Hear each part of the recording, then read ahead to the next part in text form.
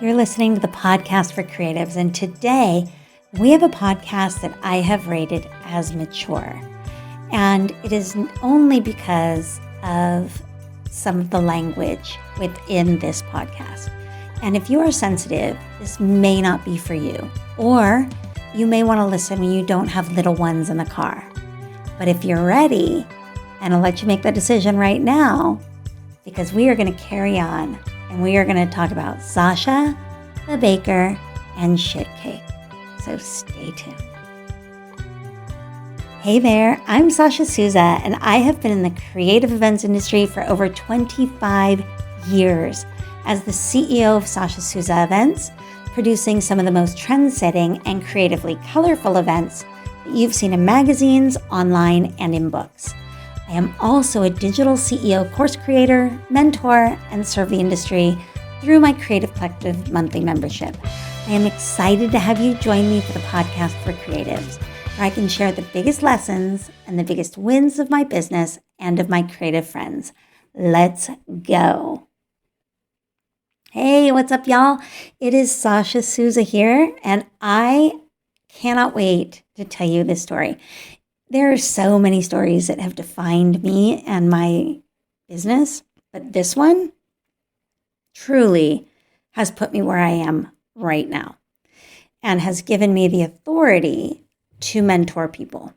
It really has. So I hope that you will not be terribly offended by the language. The language really is, the word shit.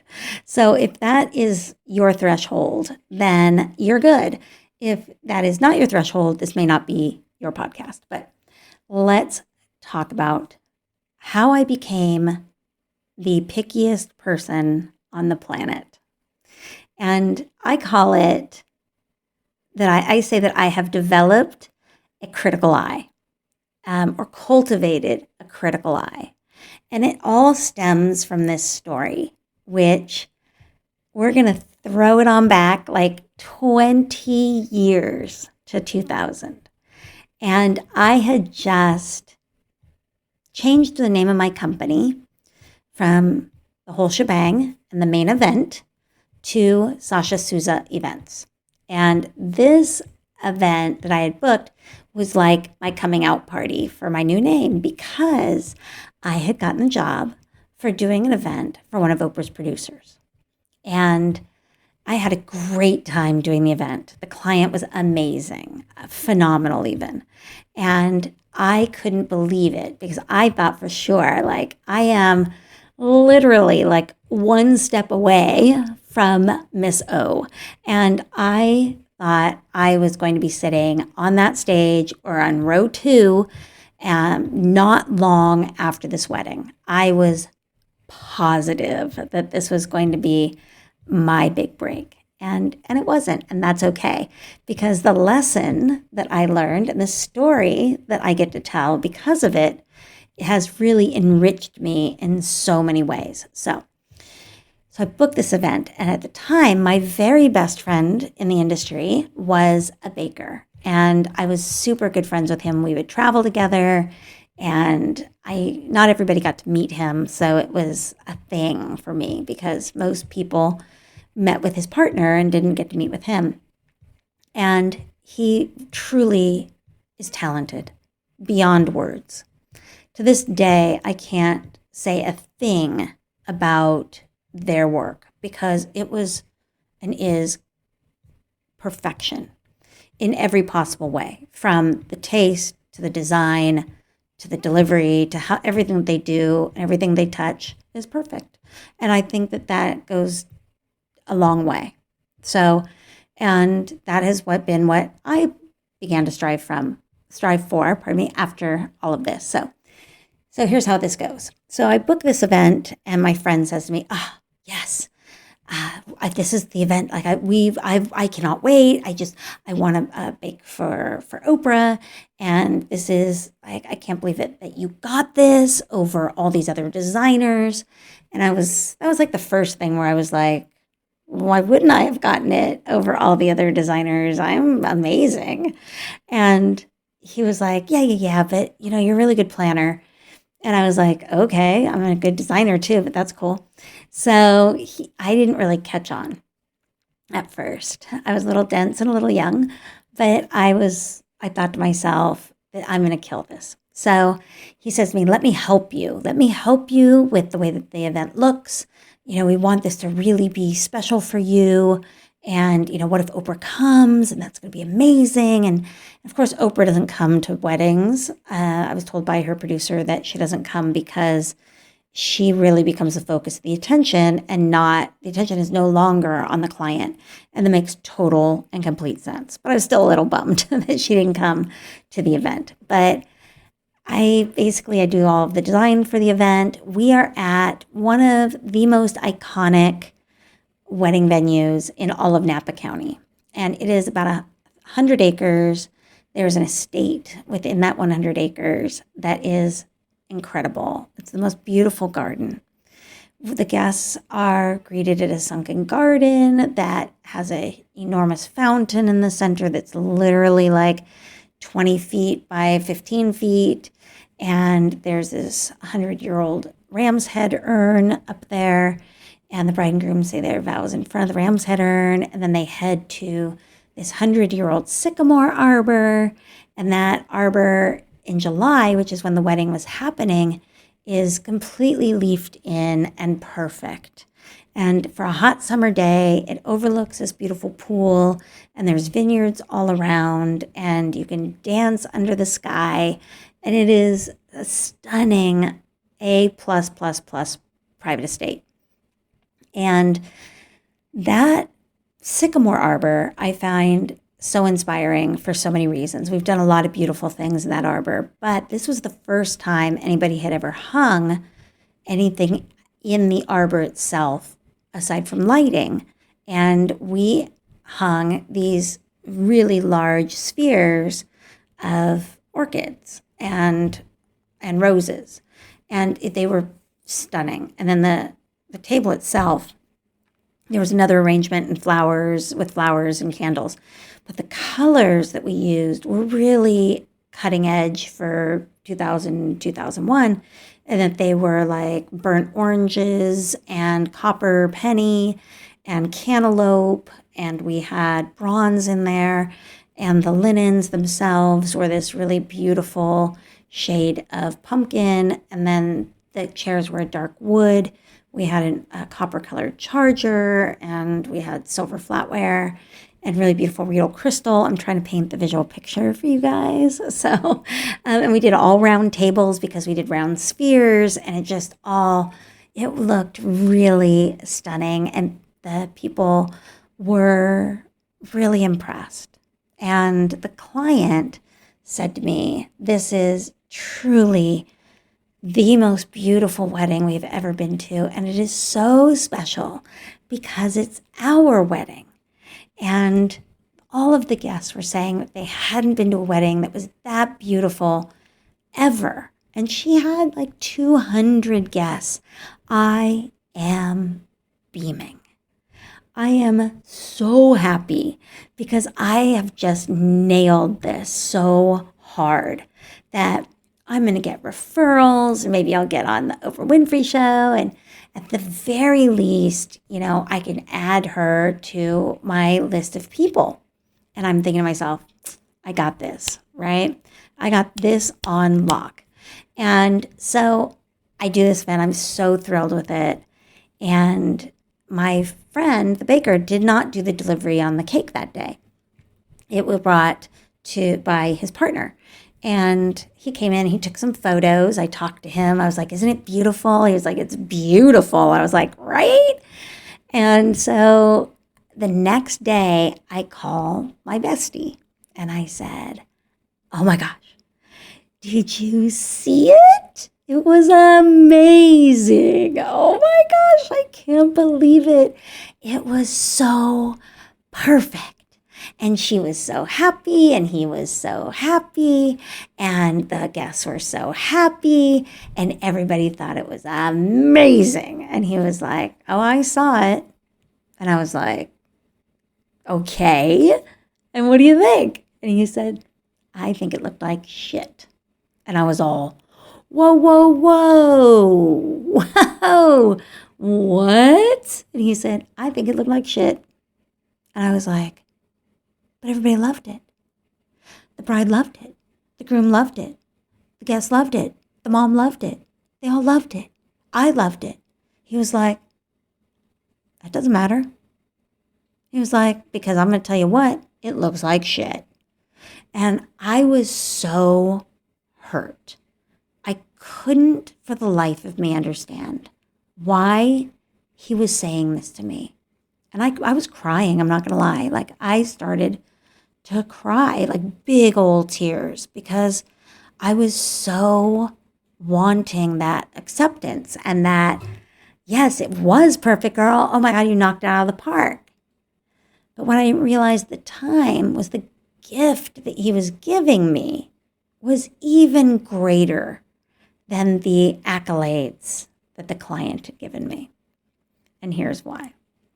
So after I got over myself a little bit and stopped crying, I said to him, how can you say that it looks like shit? And he said, well, very easily. He goes, I'm going to give you a scenario. He said, I'm going to bake a cake, and it's going to be beautiful. It's going to be the most perfect buttercream, the most beautiful fondant, the most beautiful piping, the most perfect handmade flowers. Everything about it is amazing. He said, and I say to the bride, I have a new cake that I want you to try. He said, and I basically make that cake out of shit. And I say to the bride, it's the new thing. You can have the very amazing, very trend-setting shit cake at your wedding. And all your friends are going to love it. And it's going to be amazing. And you will not even know how special you are, because it is going to be the first time it has ever been premiered to anyone. And he said, and the bride's going to be like, I've never heard of that. And I'm going to say, of course not. It's my own invention. And I want you to have it. I want you to have this very amazing, very beautiful shit cake. And the bride says, sign me up. Sign me up for that shit cake. I am down. Take my money. And he said, and I do it. I bake that cake, and it is different, and it looks beautiful, and I show up with it, and everybody's standing around it, and they're like, oh my God, have you seen this cake? It is amazing. The vendors are like, holy shit, look at that cake. And he said, and then the bride and groom come out, and they cut the cake, and, they're eating the cake, and they're telling their guests, oh my God, this is the first time this cake has ever been premiered. It is the new thing. Everybody's going to want it. It's going to be super trend-setting. He said, and the caterer and the planner, they take the cake to the back. And they cut it in the back. And they're all trying it. And the band leader, they try it. And the lighting designer, they try it. And you got those guys waiting around for the buses to depart. They're going to try it. Give a little to the valets. They're going to try it. And he said, they're all going to eat it. And they're going to be like, what is this? Did you know that he puts shit in his cake? Who does that? Who puts shit in their cake? Who does he think he is turning out a shit cake? And he said, because the vendors know better. The people in the industry know what's right. They know what's wrong. They know what's trend setting. They know that what's done. He said, they're the people that you need to impress. If you want to get anywhere in this business, you don't need to impress the client. You need to do a beautiful job for the client. But you need to not turn out shit cake. You need to give your vendors nothing to speak badly about. And I'm going to sit here and tell you the things that they have to speak badly about. He said, your chairs aren't straight. Which, anybody who knows me, there's a thing, Sasha sues us straight. And if your chairs are not Sasha Souza straight, I actually get emails from people and messages on Facebook and Instagram where people will say to me, is this Sasha Souza straight? And I will reply to them and say, yes, it is, or no, it isn't. So I would love to see your straight ass chairs. Sorry. But that being said, he said the chargers are not even. The centerpieces aren't completely in the center. He named all of these little things that I saw at the time as being like but we set the table. I mean, the table was set, it had knives and forks. So what if they were under the charger plate? So what if the one linen didn't completely touch the ground on the right side? It was just up a little bit. So what if the chairs weren't straight at the table? So what if there were, guest paraphernalia on the table? So what if there were stacks and stacks of glass racks behind the bar that you could see? So what if the escort cards weren't straight? So what if there was a gap in the floral design or a hole? So what? Right? I was like, oh my God, look at all the things wrong. There's so many things wrong with this. And it has made me a way better designer. And I say to my mentoring clients all the time, don't send me shit cake.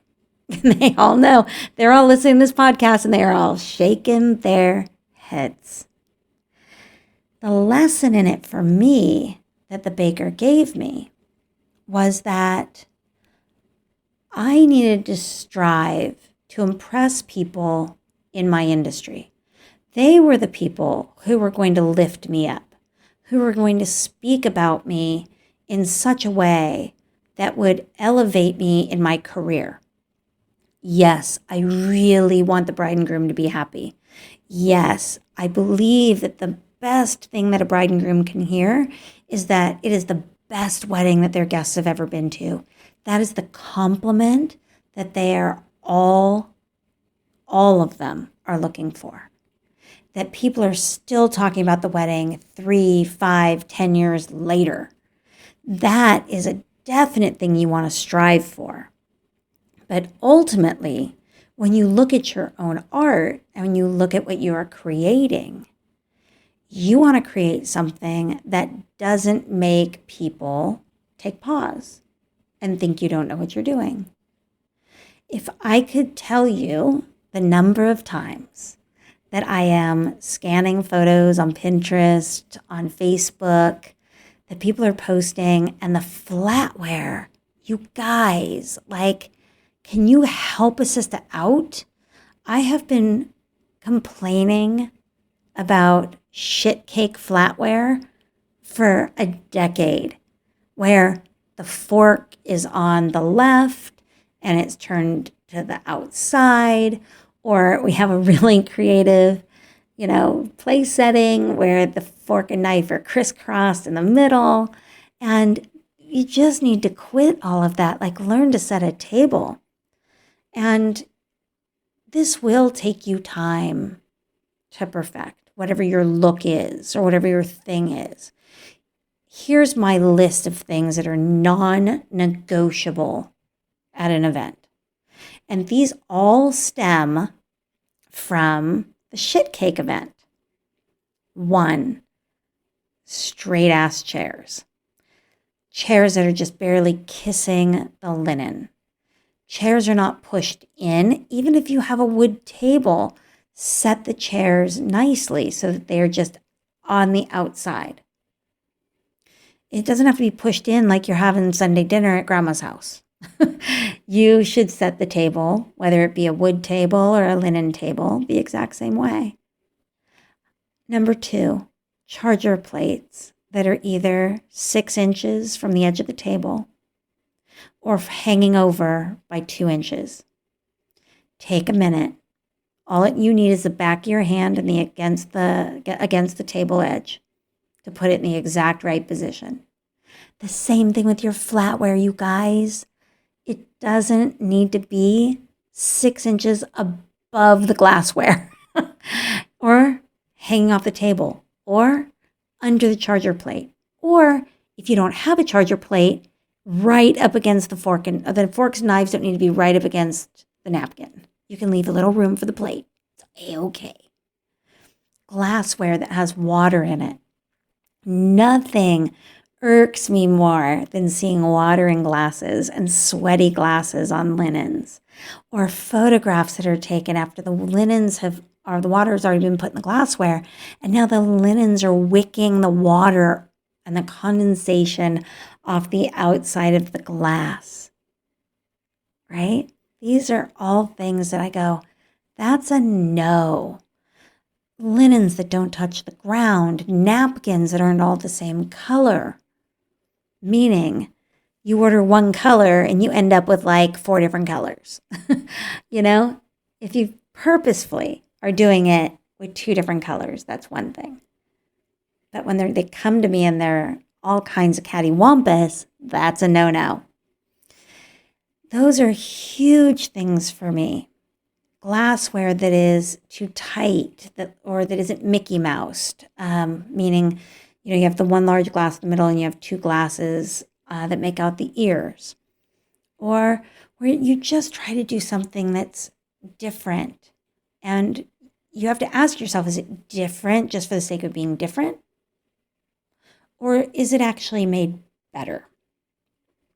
And if it's made better, go for it. If it's just being different for the sake of trying something different, we don't get dress rehearsals here. Events are the only type of theater that we set up and tear down in the same day. No dress rehearsals, no tech rehearsals, no rehearsals. We set it up, we tear it down, 1 or 2 days maximum. So treat it like it needs to be the perfect opening act. Again, nothing for anybody to talk poorly about. I say in my presentations that if you have the copy of my first book, which is Signature Sasha, Weddings to Inspire, you will see in there 2 errors. One is a rack of glassware, all stacked up behind the bar, and it's in the photograph. I look at all of our images with such a fine-tooth comb to see anything that can be construed as a mistake. I'm talking about phones being put down on the chairs. I'm talking about gifts under seats. I'm talking about jackets hanging on the backs of chairs. I'm talking about garbage. Or I even had a client who submitted an entire wedding to me for their website, and all of the dinner pictures had portable restrooms in the background. That is not the type of client that you're wanting to get. So I just have to say that I want you to strive as much as you possibly can to not turn out shit cake. And it was through that conversation that the baker said to me, "You are not a designer. You're a planner." And he said, "You should leave the designing to the people who design, and the planning you do really well. I would suggest you pair up with these people, let them do the design. They will make you look amazing." And I didn't want that. I wanted to create amazing. And so I am here just to say, I will not turn out shit cake. And I want you to say it with me. Don't turn out shit cake. No shit cake for me. So just know that that little story changed my entire career, because it made me so much more critical and made all of the things that you've seen, whether it be on social media or in our presentations or on our website, it's made it look that much more perfect. And you may not realize it, but the amount of work that goes into culling the images so that they are so well matched to each other, especially for our social media, we do that on purpose. Because again, I'm not going to give anybody anything to talk bad about with regard to our art. It's okay if you don't like the design. It's another thing if you can say, wow, she really doesn't know how to set a table. Or wow, her chairs are really bad. And your client won't even know what they don't like. If they see that, they won't even realize it. They'll just think, something didn't look right about that. And maybe they'll pass on you. Maybe they'll go to somebody else.